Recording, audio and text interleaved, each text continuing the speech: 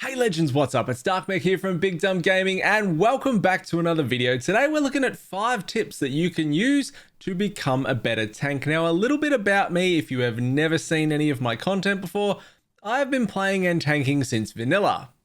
Did I mention that I played vanilla WoW? Vanilla WoW. Wow. I was a top 100 Brewmaster in Mythic Plus in Legion. I was a top World 30 Blood DK for Battle for Azeroth and a rank 1 title tank in Shadowlands for Mythic Plus on the Guardian Druid, which was the top 0.1% of the player base. Now, I'm not telling you this to be a wank lord. It's just hopefully to provide some credibility to my name and my content, some weight to the advice that I'm about to share with you, as I do honestly believe in these tips that I'm about to tell you. And I just want to help people improve on their chosen role. So, 5 tips to becoming a better tank. Let's start off. Number 1, knowing and understanding your class abilities. Now, this might seem like an extremely obvious tip, but you would be really surprised at how many people are playing their class and don't actually have a firm understanding of how their own abilities or talents work. This can be a really simple case of someone just not knowing where to find the right information. See it time and time again, people posting on the Blizzard forums asking for help and not even knowing that resources like Wowhead, Icy Veins, or class discords exist. We're fortunate enough to live in a golden age of WoW information, class discords, websites like Wowhead, Icy Veins, Tank Notes, and Mythic Trap. It means that everything is laid out for you based around solid theory crafting, planning, testing, and not just feely craft. If you're new to the role of tanking or to the class you're playing, or even if you're a seasoned veteran, I would highly suggest keeping familiar with the content for your class on Wowhead, Icy Veins, and the class discords. Use these sites to get familiar with your class's toolkits, their abilities, the talent functions, stay up to date with any changes that might occur with patches and out-of-patch cycle nerfs and buffs. Take a look at what your offensive and defensive abilities do. How do they work? What do they mitigate? Do they mitigate physical damage? Do they mitigate magic damage? Do they mitigate all sources of damage? What cooldown is attached to those abilities? What is your common mitigation spell? And common mitigation spell refers to things like Iron Fur, Shield Block, Celestial Brew, Demon Spikes, Death Strike, Shield of the Righteous. You get where I'm going. What are your stuns? What are your interrupts? What are your cooldowns on those? What other utility does your class bring to a raid or Mythic Plus? Knowing these kind of things is what separates good tanks, bad tanks, average tanks, and great tanks in this game. Now, as I said, it all sounds really simple, but so many players go into content without a full understanding, the full functionality of their class's toolkit. And as a result, they're unable to use the full force of their choice of tank and what it brings to content. Never get into a position where you think that there is nothing to learn. There will always be something that you can improve on in this game. If you are failing in raid encounters, is there anything that you could do better? If you are not progressing in IO score, what can you be doing better? Are you dying and you still have defensives available? Are you using defensives at the wrong time on the wrong abilities? Is your damage output low compared to other tanks of your class, when you go and look or watch other streams? It can always be really easy to project blame outside and not think about your part of that equation. But don't ever think that IO or raid boss progression dictates who can teach you something. Number 2, tracking of abilities. So, after learning and understanding what your abilities do, the next step is to ensure that you are tracking them correctly so you can, of course, use them when you need them.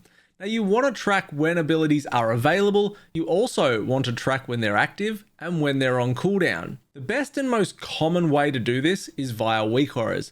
Now, weak auras might very well seem very confronting if you've never used them or in some cases seen them before, but I assure you they are actually really simple and amazing tools to have at your disposal once you start playing around with them. You can make your own templates, which is basically the version of a setup wizard these days, or you can find loads of weak aura packages on Wago for free and just import them via the import strings.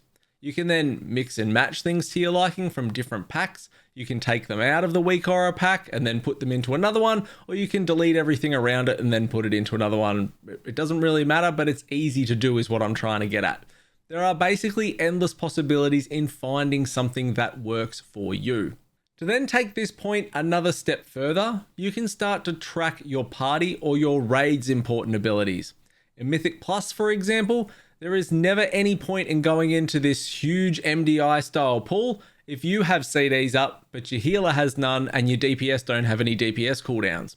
Tracking healer externals gives you far more control over the way in which you're going to mitigate damage and how you'll plan for the encounter around that. Obviously, if you do some huge pull and your DPS have no CDs, you'll eventually run out of your own cooldowns, and the pull will probably still be alive and it will result in a wipe. So this is things that you need to think about. In a raiding environment, the tracking element very much comes around your healer's externals and available cooldowns, things like GS, SAC, Paints Up, Bark, Cocoon. Being able to call for these in your own mitigation gaps can be the difference between life and death, which sounds way too deep for a fucking video game. But again, they are important things. Now again, you can track all of these things with weak horrors. It does become a little bit finicky though. Easier methods of tracking externals and party cooldowns, things like method raid tools, which is very easy and popular. Omni CD is another fantastic plug and play option that is really widely popular as well in the community, and is just much easier to function for this side of things than weak horrors probably are. Now, weak horrors also extend to content. They're just not locked to player abilities. There are weak horrors for dungeons, Mythic Plus, raiding, PvP. They're a tool to make your life easier, and coupled up with things like DBM or bigwigs can become a very powerful toolkit in your arsenal.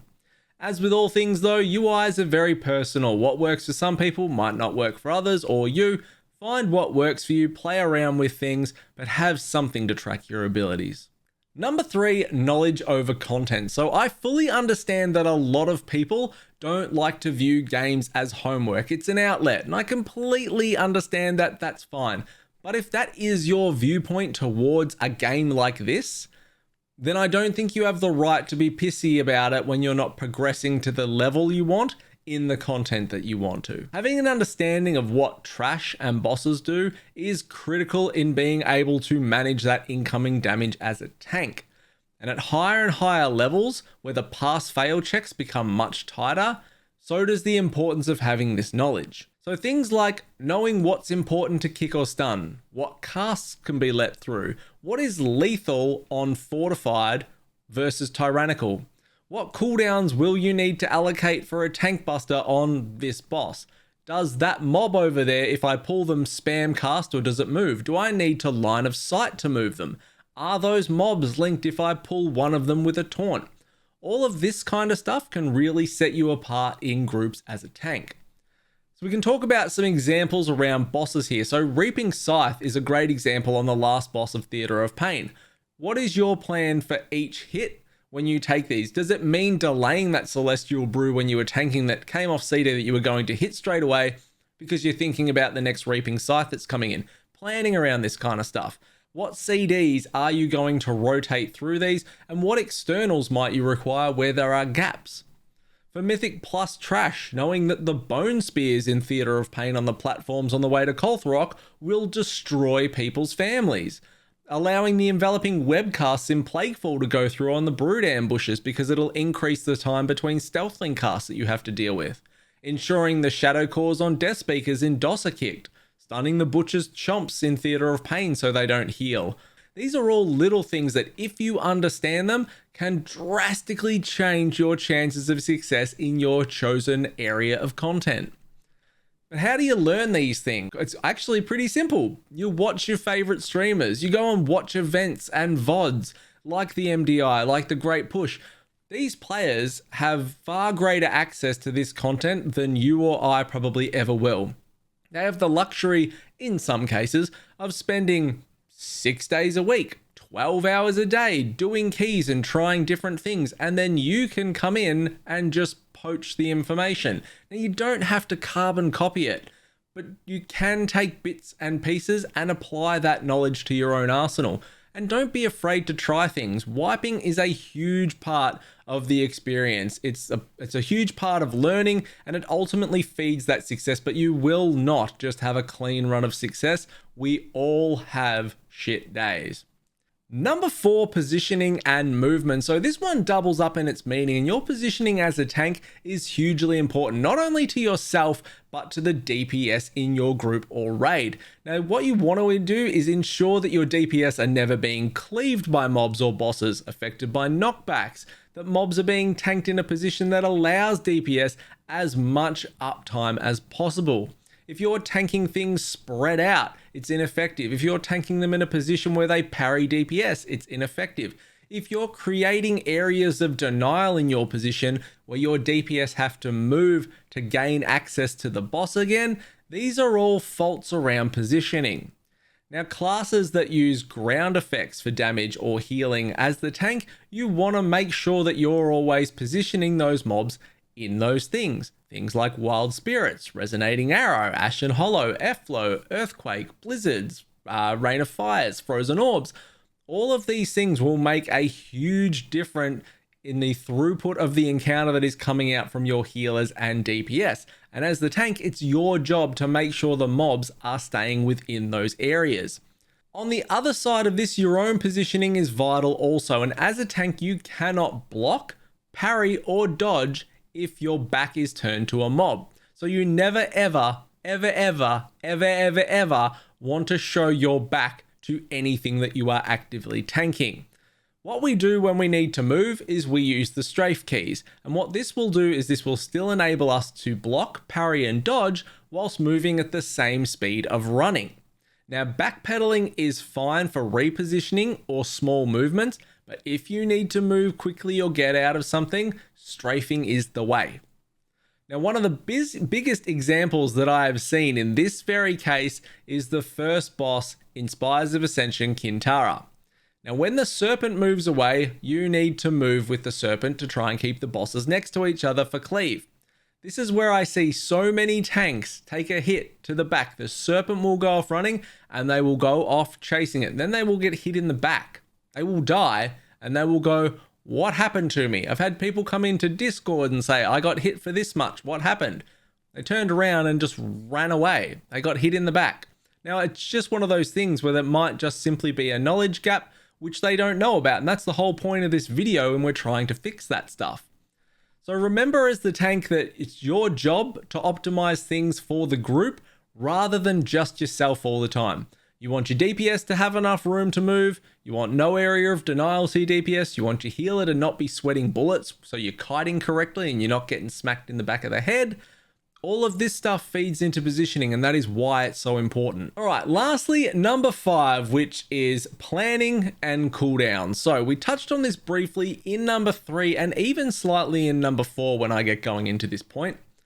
Knowing what the bosses and trashers do and knowing what cooldowns to allocate to them and how to pull them, where to pull them, how big to pull, this is obviously fairly tailored towards the Mythic Plus side of things.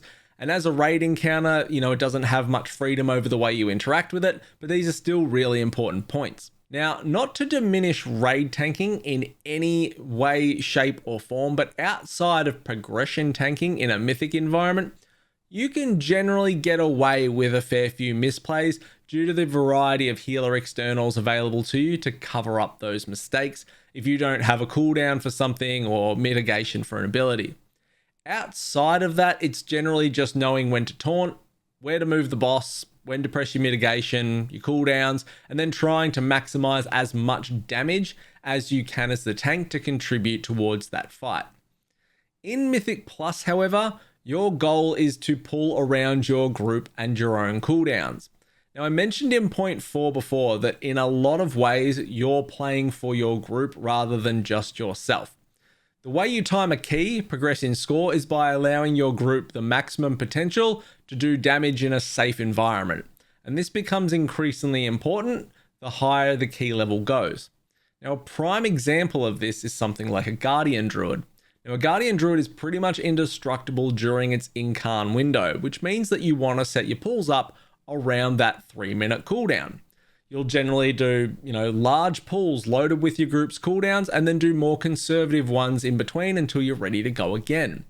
Some tanks will have shorter cooldown windows, than others. A Blood DK, for example, with 4-piece is nearly ready to rock and roll all the time. So you can alter your pull styles to suit this, but you still need to keep in mind what's going on at your other end of the group with your DPS's cooldowns. A Brewmaster, who is, a different tank who's built around stagger with longer forms of mitigation like Celestial Brew, and its large baseline cooldown in Fortified Brew has a really long cooldown. But another avenue for the Brewmaster's strength can lie heavily in its 4-piece and Covenant ability tie-in. Phaline Stomp as Night Fae with 4-piece is stupidly strong. Being aware of these small factors will create huge differences in the way you pull and how you pull around your group. It's important to be comfortable at all times in what you are pulling. If you have no CDs, don't get pressured into or think you have to do some huge MDI-esque pull and hope for the best, because you'll probably die and that will be the reason. You need to get a gauge for what kind of damage your group has, the skill level that's coupled with it. Are you playing with a pug group? If you're playing with a pug, there's going to be lots of variables, then you may need to alter your pace throughout the dungeon pending on that. Is the group low IO? Is it high IO? Are you in a voice chat? Did you agree on a route before you started off on this key? Are you just pressing W? All of these kind of factors. Playing with a group of friends or in an organized environment, around the same IO will generally give you a much better idea of what the group is capable of, and you can kind of go with more generalized themes, routes that you see, because that's what those players are used to. Regardless of this, hopefully I've managed to highlight the importance of communication and how essential it is in all forms of content here. I would always suggest, regardless of who you are playing with, linking a route. In Mythic Plus, this forms up an expectation of the pulls where people will use invis pots or shrouds or cooldowns where the big pulls are. If you're progressing on a raid boss and there are sections that you've been failing in where it's either too much tank damage coming in or something like that, hit a healer up. When we transition on this boss, I need a sack as I move from A to B, please. You can say that stuff. And that's the kind of stuff that an amazing tank will control. I fully get that's not for everyone. I fully understand not everyone is capable of that, nor do they want to be capable of that. But if you're trying to progress and improve in this role, then these are some of the things that you can think about incorporating into what you're doing if you're not already. So that's it, fam. Hopefully you got something out of this video. If you are new to the role, if you're just looking to improve in the space, these are certainly things that I urge you to consider. If you want something expanded on from this, hit me up in the comments below. If you want a particular video made about something as well, hit me up in the comments below and I will do my very best to accommodate that. But otherwise, thank you so much for watching, everyone. Like, comment, subscribe. I'll see you all next time. See you, fam.